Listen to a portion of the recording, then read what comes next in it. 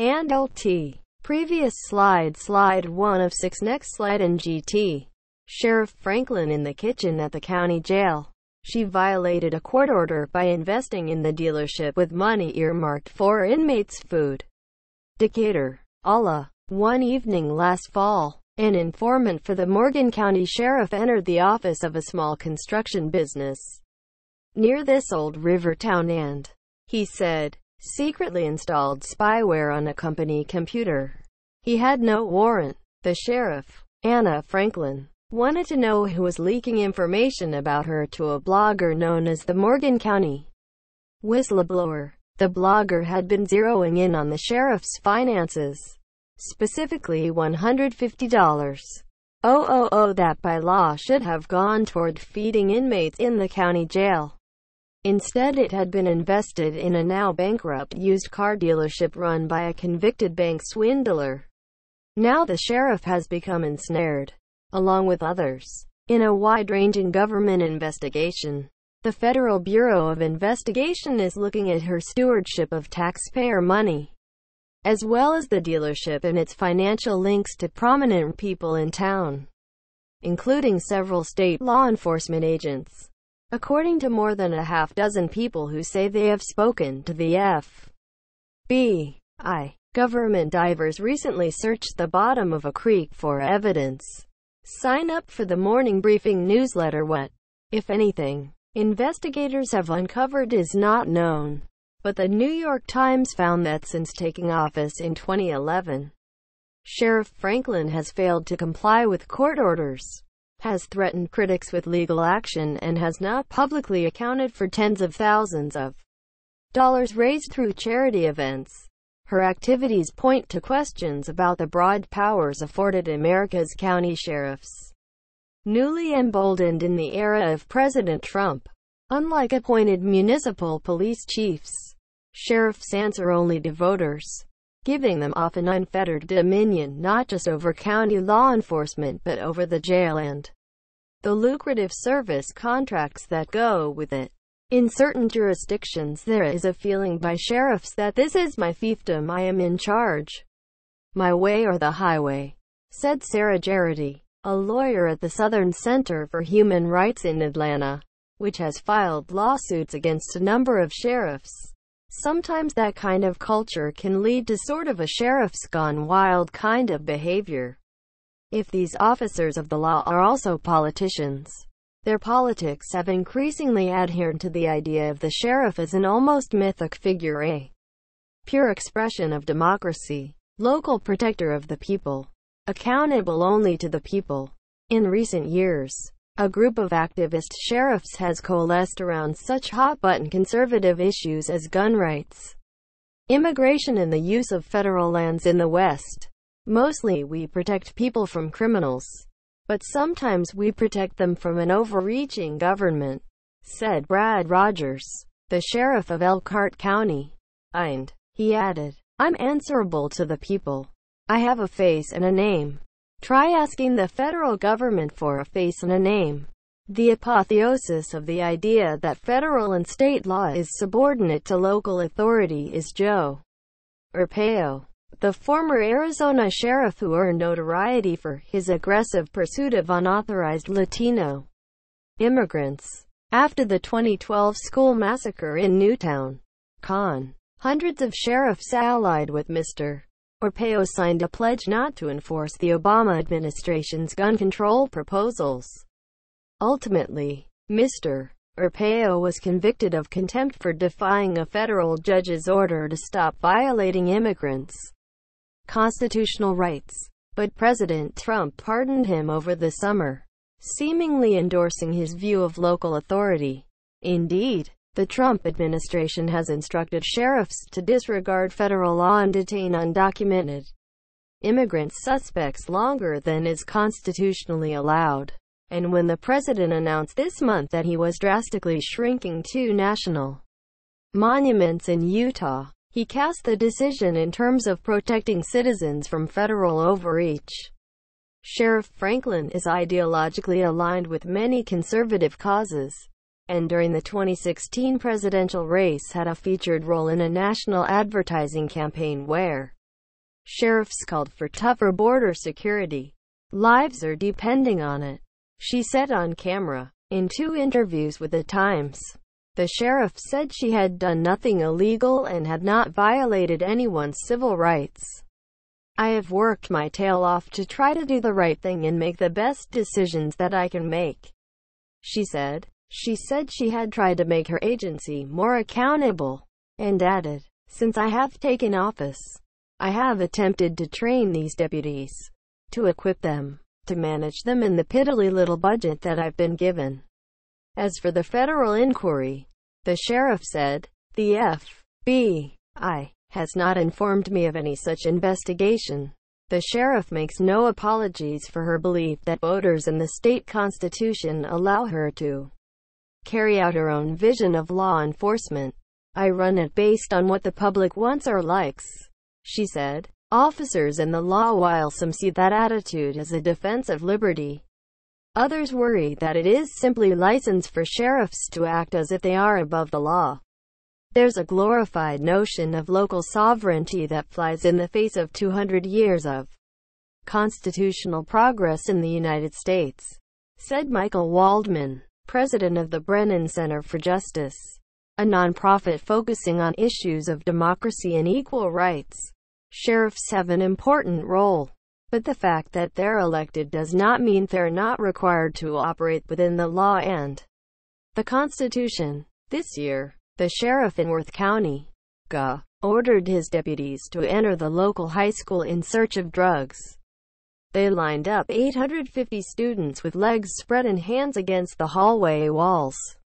Deputies inserted fingers into girls' bras and touched their underwear and genital areas while searching in their waistbands or reaching up their dresses. According to the Southern Center, which sued the sheriff, the deputies had no warrant or other authority to conduct the search. The suit charged, no drugs were found. Soraya Kawucha, a former deputy sheriff who teaches criminal justice at Sam Houston State University in Huntsville, Texas, called sheriffs the rarely studied son of law enforcement.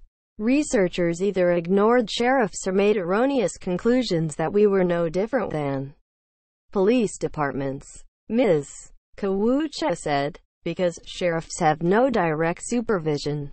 Criminal prosecution or lawsuits may be the only checks against those who abuse their power. The Georgia sheriff was recently indicted in connection with the mass search and has pleaded not guilty. The lawsuit resulted in a $3 million settlement. In Florida, a federal appeals court ruled in 2014 that detectives from the St. Johns County Sheriff's Office had violated the constitutional rights of a defendant during what his lawyer had assumed was a privileged and private meeting in a closed interview room at the sheriff's office.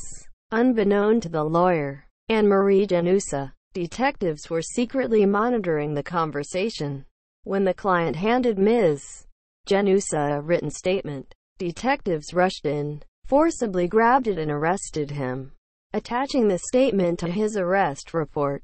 Court records show county governments have budgetary control over sheriffs, but little else. They can threaten to withhold money, but they open themselves up to criticism that they are endangering law and order. In Arizona, voters kept re-electing Mr. Arpaio despite his long record of misconduct complaints.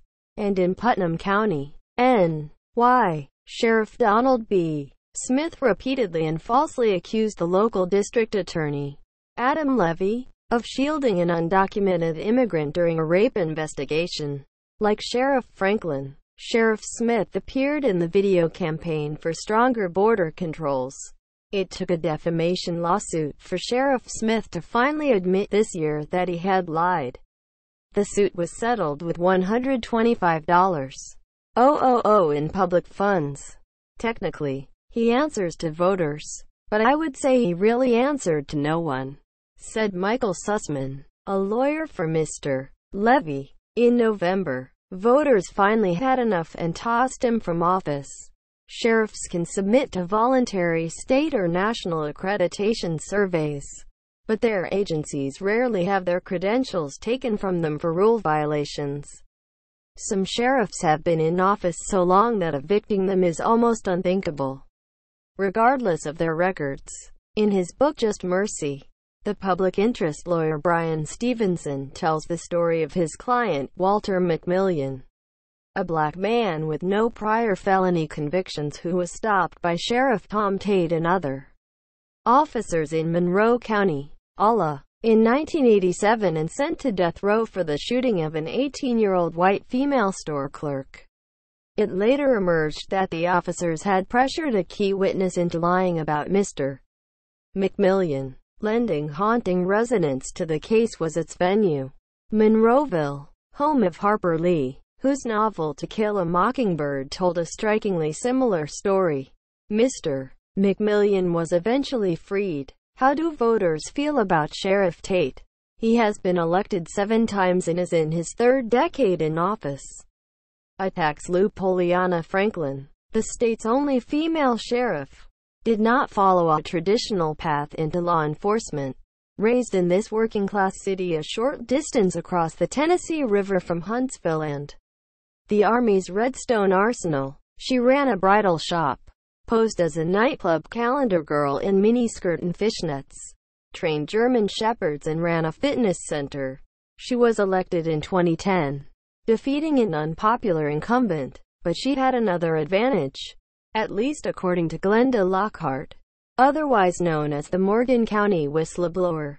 She comes across as just the most sweet, innocent, hard-working person you could ever imagine, Ms. Lockhart said, now in her 2nd term with plans to run for a 3rd. Sheriff Franklin, 53, broke into police work in neighboring Limestone County, under the tutelage of its longtime sheriff, Mike Blakely. It was there that she learned the importance of annual rodeos for fundraising and publicity. No one in the state did it bigger or better than Sheriff Blakely, with a skybox selling for $650.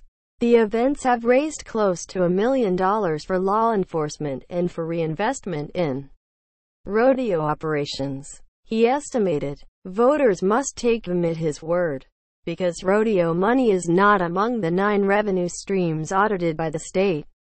Records show the Morgan County Rodeo had been a smaller affair until Sheriff Franklin took office.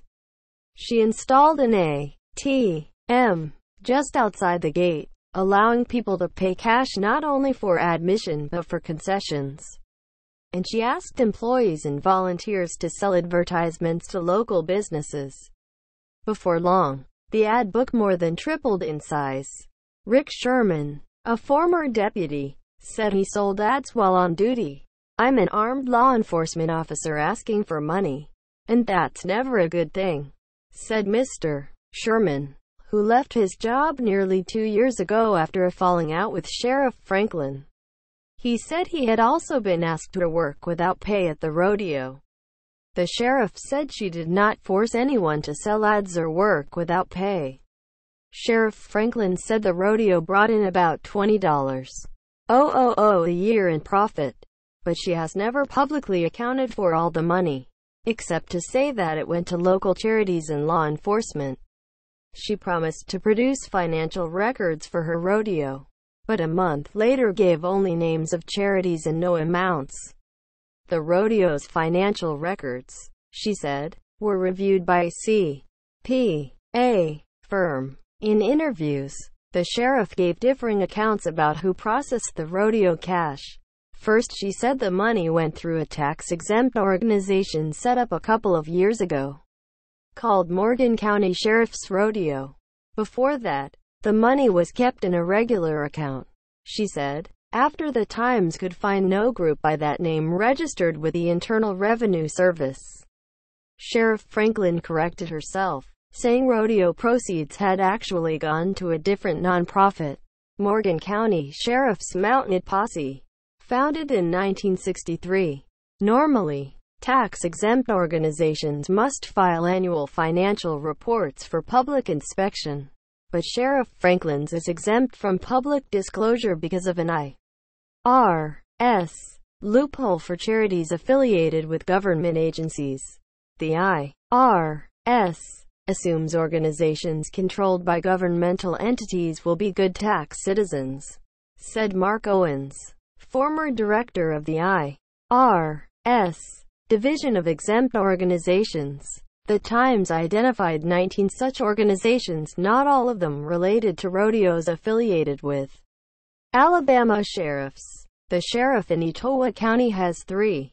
Asked to explain how their rodeo profits were managed, 3 sheriffs gave names of nonprofit groups that they said held the money, but a search of government records could find no such entities.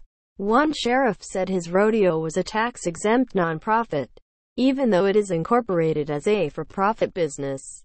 The fact that sheriff's offices are handling large, unaudited sums of money has drawn the attention of government investigators. That said, the value of rodeos for sheriffs in need of votes and money is considerable. Sheriff Blakely, Alabama's rodeo king, is now in his 3rd decade in office.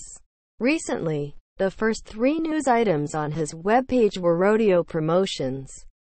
The 4th item, a major drug arrest, a suspicious investment. The mere mention of Ms. Lockhart is enough to shear off Sheriff Franklin's folksy veneer. A liar, a fabricator, a crazy woman. That is how she describes Ms.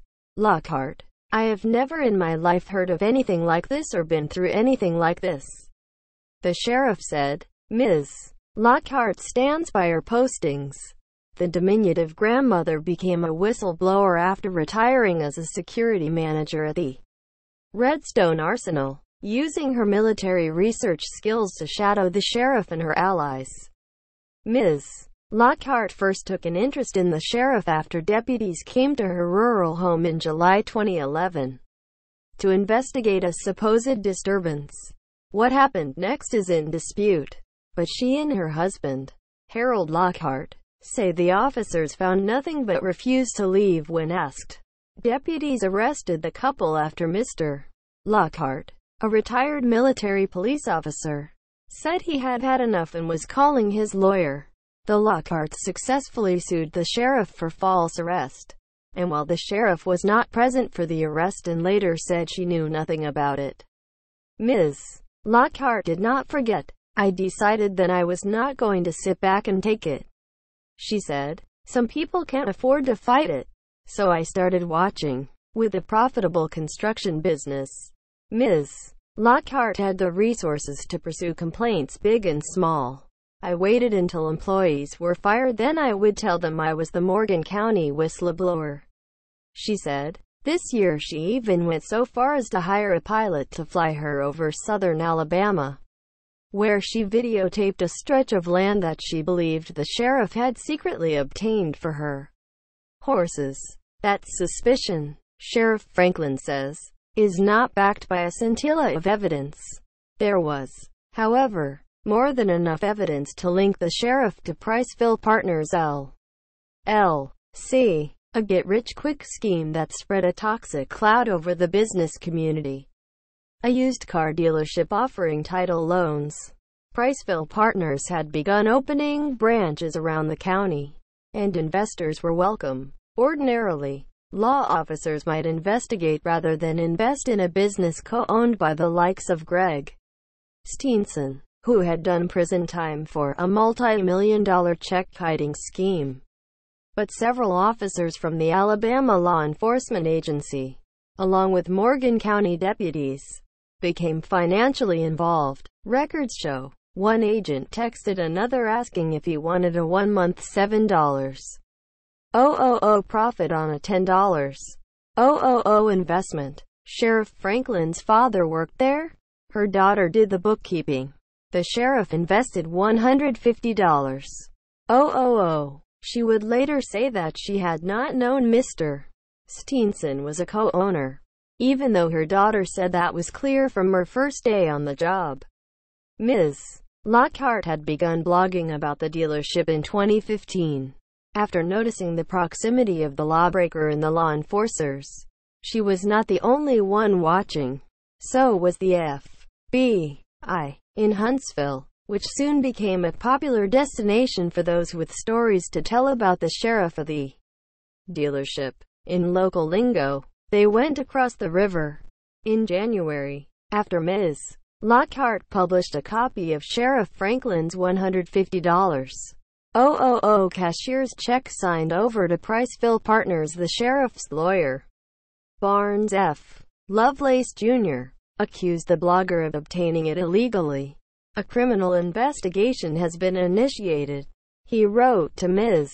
Lockhart. No charges have been filed.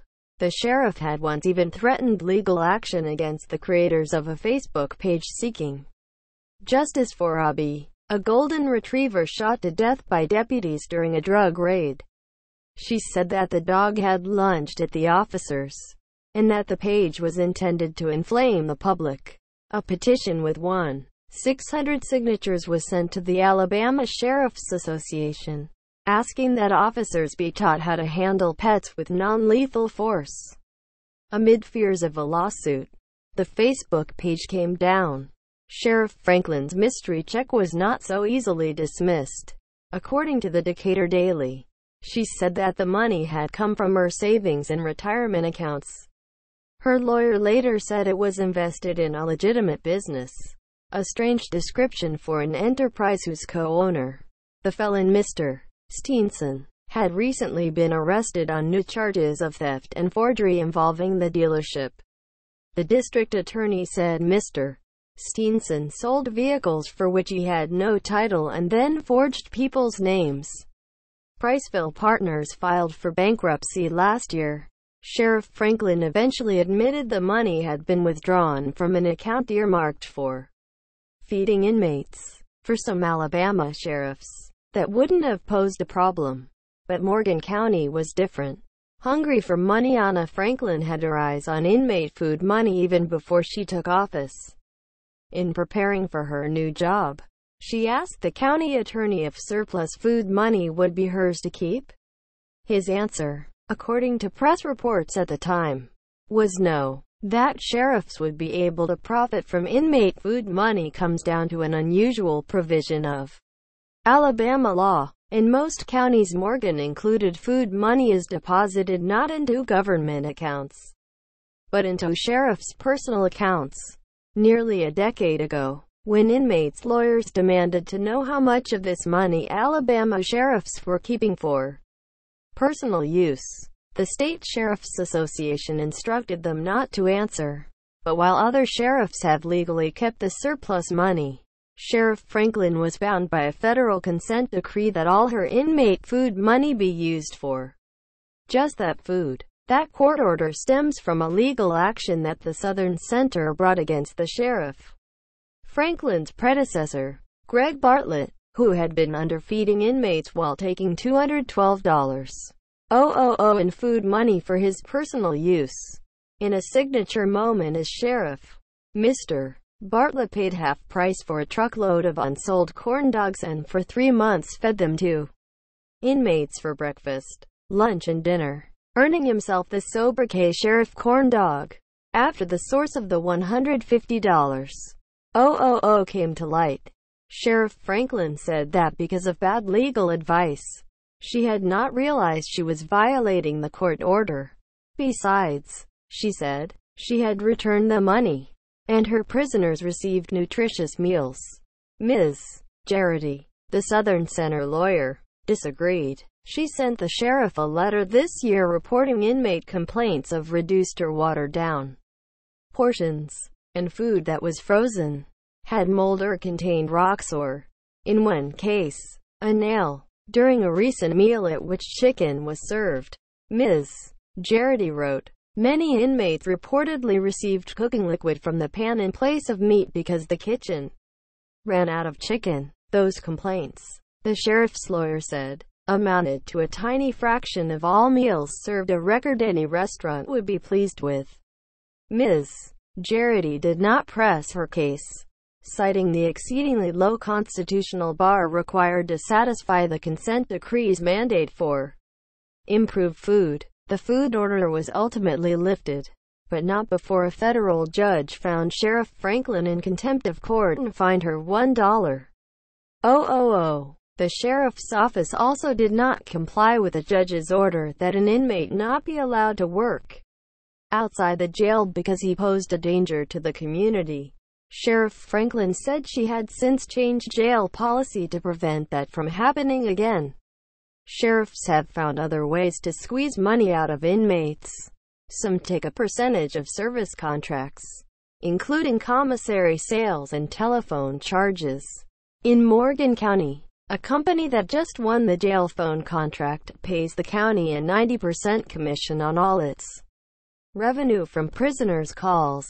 In St. Johns County, FLA, the sheriff brings in tens of thousands of dollars a year by charging inmates processing fees. In Morgan County, the sheriff oversees 19 different income streams and collects 25% of inmate wages. None of this money is supposed to personally benefit the sheriff. Sheriff Franklin said she stayed within her budget, economizing, for example, by hanging inmate clothes on the line to dry. It saved me $63. She said. A spy mission in October last year. Armed with a warrant, the sheriff's drug task force seized Ms.